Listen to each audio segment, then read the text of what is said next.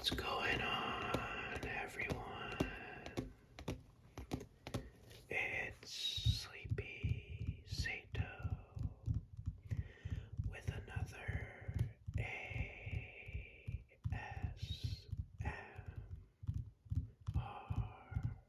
video. And today we're gonna be picking up right where we left off on the last video, going through the rest of my games that I have here with us today. And I'm really excited because I know I have a bunch of other really awesome games to show you guys today.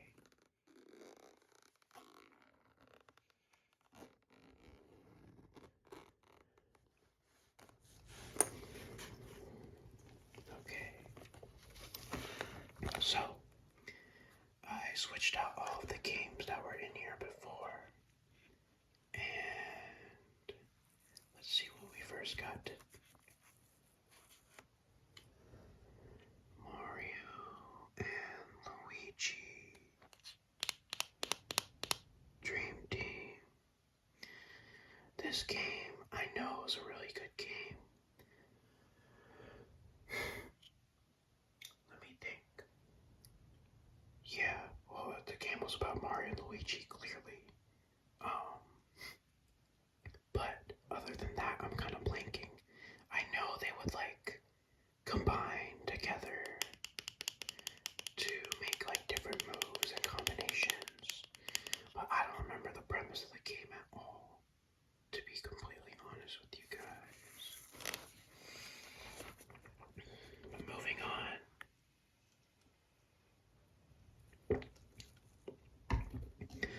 Ooh, okay, yeah, this is a banger. Okay, this is the one. Yeah. Pokemon Conquest. We're gonna put everything away to talk about this one right here. Pokemon Conquest. Such an awesome game. I miss when Pokemon or Nintendo or Game Freak or whatever, you know what I'm talking about, would make these random Pokemon games like Pokemon Ranger, Pokemon Conquest, stuff like Pokemon Coliseum, Gale of Darkness. But yeah, dude, all of those games are so much fucking fun, and I wish they would come out with more. But Pokemon Conquest, oh yeah, this is okay, basically, you're like a warlord in I guess feudal Japan, right? And you're competing against all these other warlords to take over all of Japan. And you have to you start off in your own kingdom, and you have your own kingdom with its own people and stuff, right? And you lead your people to war, basically. And so the premise of this game is you have to lead all of your people to go against these other kingdoms and these other warlords in feudal Japan, and just take over their kingdom with your Pokemon. And the game is it's a turn-based game, so it's not your typical Pokemon game where you're just beating 8 gym leaders or whatever. But yeah, I really like this game because it's just so unique in the way that it's a turn-based game, first of all, and so there's some more strategy to it, and I love that strategy shit. And so with the turn-based game, and then so when you actually beat the other warlords and stuff, you can recruit their people and the other warlords too if they fuck with you. Sometimes they wouldn't fuck with me, and bruh, they'd be salty as hell when I beat them. It's just crazy. But that's another conversation for another time. But yeah, Pokemon Conquest, so much fun. Maybe we might play this. This is a potential game we might play on the channel here. Next, we have Pokemon Mystery Dungeon, Explorers of Darkness.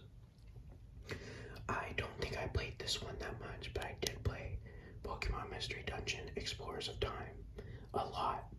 And yeah, this was one of those like weird Pokemon games that Nintendo came out with that I was talking about earlier that were so fucking good, and they just don't make them anymore. I'm hoping with the new Switch that they'll come out with like a remastered Pokemon Mystery Dungeon, or like, I don't know, like fucking Pokepark or some shit, dude. Like, come on, get the people excited. Like, fuck. Anyways, yeah, but Pokemon Mystery Dungeon, really awesome game. Basically, the concept is like you're walking through these dungeons as like a Pokemon, and you have like your partner who's also a Pokemon, and oh yeah, you're like you like were a human originally, and then you like transformed into a Pokemon somehow, and then you're basically on this conquest to like or adventure to like figure out how the fuck you became a Pokemon. And so there's like a lot of plot twists and stuff, and so honestly, like a really well written Pokemon game. Like, it's really nice when the Pokemon games have like a compelling plot line, and it's not just like some fucking bullshit where it's like, oh, just get the gym badges and blah blah blah, run into your rival a couple times, and yeah. But no, they really took their time with this game, and I'm a huge fan. I don't know if we'd play it here because maybe, I don't know, it's kind of in the air. I'm a little bit lazy. And yeah. What is this? Okay.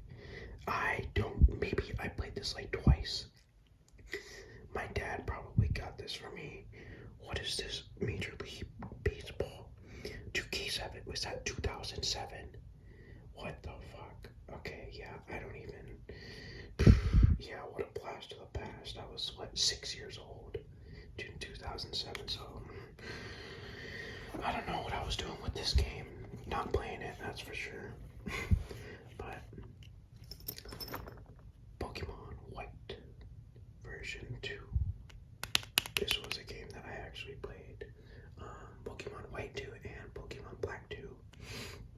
The sequel to Pokemon Black and White, which were really fucking good games. I'll say, I think it's like heavily agreed upon, like online, that like those were the best plot games. Like they had the end character was so good. Like he was so like popular loner type shit. Like so like kind of like that like wolf meme where it's like staring at the moon and shit. That's just what I imagine when I think of the antagonist of Pokemon Black and White and Black and White 2. But yeah, this game was so much fun. The plot was really good. I don't think, I'm not trying to flex, but I don't think the game was that hard, honestly.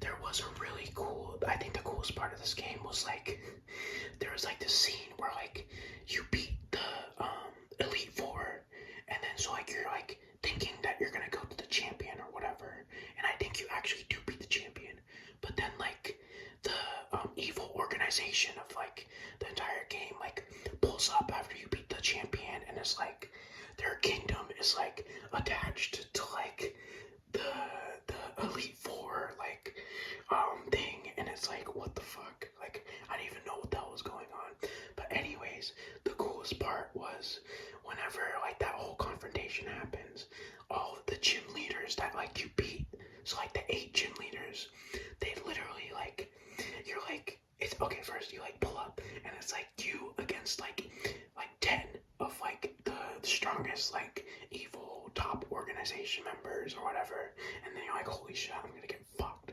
Like, goddamn, just let me just turn off my game right now. And then out of nowhere, the 8 gym leaders just pull up, like looking fly as fuck. Like, dude, I don't know, that shit was cool as fuck. I got goosebumps when I was a kid. That shit was, oh my god, that was a pure movie. That was a straight up movie. Anyways, that was a great game. Really fun memories to look back on. But moving on, Super Mario 3D Land. This was a fun game. I I think this is the first game where, correct me if I'm wrong, I think like Mario like can become like that raccoon thing, the Tanuki, for the first time in the Mario games. So that was really fun to play with. Yeah, I don't have the most to say about this game because like everyone knows the Mario games. It's just like 8 worlds, and then like you gotta like fucking deal with Bowser's kid or whatever. Some kind of some bullshit, you know. Moving on. Let me give you guys a better view here.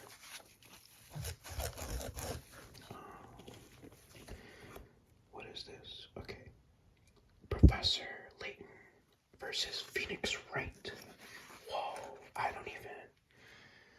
Okay, the only memory I have of this game is like whenever I beat it, I remember like experiencing, you guys know, whenever like you finish like a really good show or like a really good like video game or something.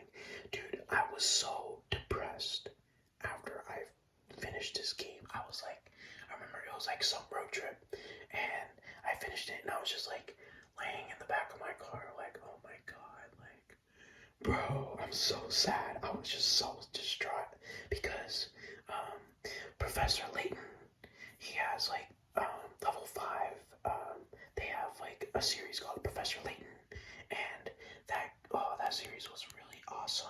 I hope I have a couple games to talk about later on, but Professor Layton was really fun to play. It was like a puzzle type based game, and the plot was excellent.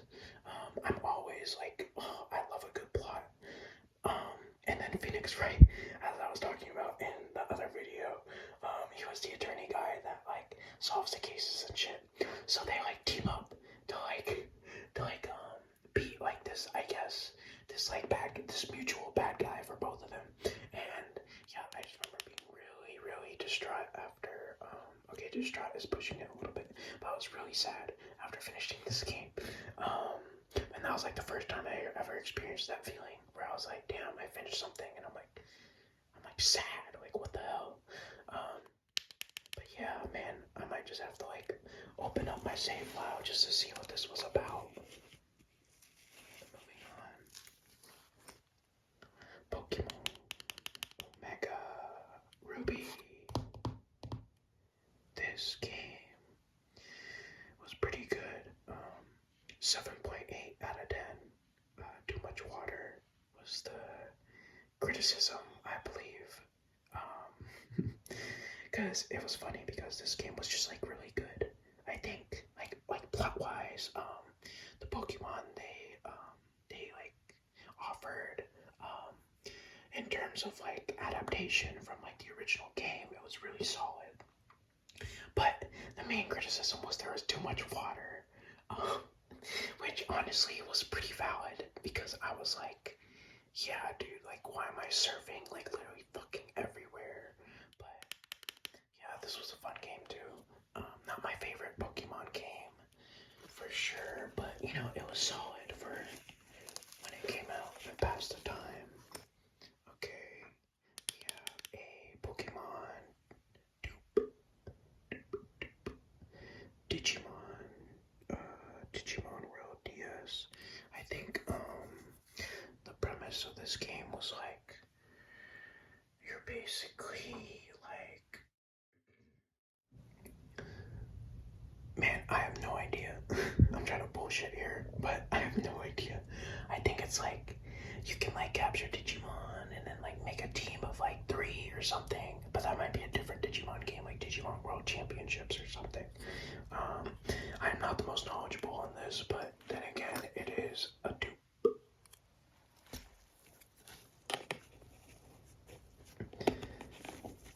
Moving on. Pokemon Super Mystery Dungeon. This game, I don't remember the most. I can't really differentiate between all of the different Mystery Dungeon games, to be honest with you. But I will say this was a great game. But yeah, there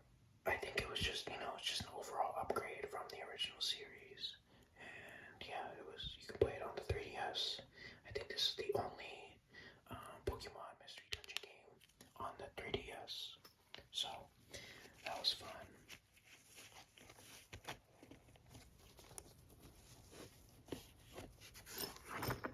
We have Yoshi Island DS. This is a pretty good game. I will say this game convinced me that when I was a kid that babies came from storks, because in the intro of the game it's like they're dropping off like all of the kids and whatever, and I think the storks messed up and they drop off baby Mario and Luigi on like Yoshi Island or something instead of their actual parents. And so yeah, I think that's actually like canon in the Mario universe. I think that's just actually like just what happened to them. They were raised by Yoshi. I just believe that's what happened. I'm certain, but there is that. Next, we have, okay, great. We have a Professor Layton game, rated E for 10 plus, so only 10 and up. Professor Layton and the Azran Legacy. This really fun game, guys. If you guys haven't played the Professor Layton game and want to fix some of your brain rot, highly recommend, because the puzzles in this game are honestly pretty hard. Like, I'd have to like straight up just cheat and fucking look it up. But when I was a kid, I wasn't I wouldn't stick around for like the super hard puzzles. I'd be like, oh, let's just move on and get to the plot. Let's get to the story. But yeah, this was a really fun game. Professor Layton, such a guy. He was just such a gentleman, upstanding role model. I remember growing up, I was like, damn, I want to be like him with his little top hat right there. That's the symbol, and he's got one of those, looking like Abe Lincoln. A finer Abe Lincoln, if I do say so myself. Oh yeah, this is the one. This is the one, not the two, not the three. Kid Icarus Uprising. I remember I would pretend I was sick in elementary school just to play this game. And it was so much fucking fun. And I think this is honestly, this is probably like the first time I played like an online fighting game. And so there was like, when there was still like the Wi-Fi connectivity thing on the 3DS. I think it still might be there. I'm not sure. I'm not for sure. I know they discontinued the Wii one, but they might still have the 3DS servers up. Anyways, yeah, you could literally like play online against other people and like equip all these different weapons that you got during like during your playthrough of the actual game. And so yeah, there was like an incentive to play the main storyline as well as to keep playing once you finished, because there was the banger online mode. And dude, I was, oh my god, I was actually like pretty fucking good. Dude, I would use the Magnus Club. And so it was this big ass club. If you guys know Berserk, the manga, Guts, his Dragon Slayer, his like big ass like metal slab sword thing. It kind of looked like that, and you could like, oh my gosh, you could charge it up and then like combo into like multiple other people, and it was, oh my gosh, it was so overpowered. I was straight cheese on this game. It was not fair, but it was so much fun. But I will say, whenever I ran into a Japanese player, you could always tell from like the kanji symbols. Dude, that's when you knew. I would have to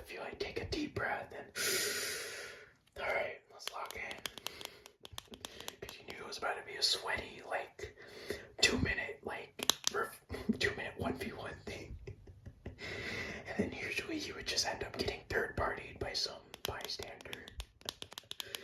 Oh man, good times. But the Kid Icarus was awesome. It follows like Pit, and he's in like the Smash Bros. Brawl games. And this, oh man, yeah, I love this game so much. It had like some of like the Greek mythology.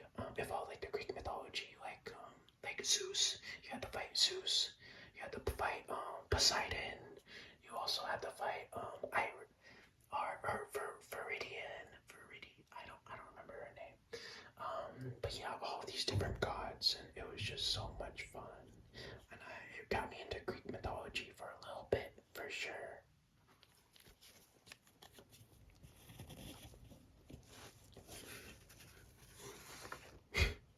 Megamind, the blue defender. Dude, I don't even remember this game, bro. I just laugh because the only time Megamind is just such a meme now. It's like like that blue blob meme where it's just like I know you guys know what I'm talking about. But yeah, that Twitter meme is so funny. But yeah, it's just such a meme movie, and I didn't even know they had a fucking game. Like, what the hell? I know I did not play this at home, bro. Like, straight up. Last, but certainly not least, we have Pokemon Platinum version.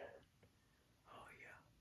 This was pretty much like kind of an add-on to the Pokemon Pearl and Pokemon Diamond games. It just added like more Pokemon, more stuff to do. Honestly, the Legendary was way cooler than, or the box Legendary for Platinum was way cooler than for Diamond and Pearl. Giratina, this flying ghost Pokemon, and oh my god, so cool. And this was a really fun game.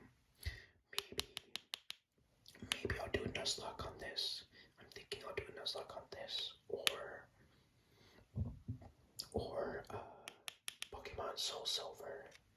I'm not gonna touch my Heart Gold game. That is forever staying, and so is Pokemon Pearl. But maybe Pokemon Platinum I'll play for you guys. So let me know if you guys would be interested in that. But yeah, we will end the video here. Looks like I lied to you guys, and this will end up being a 3 or 4 part series. So stay tuned for that. But thank you so much for watching today's video. I had a lot of fun showing you guys my other DS games, and I look forward to seeing you guys in the next video. Stay safe.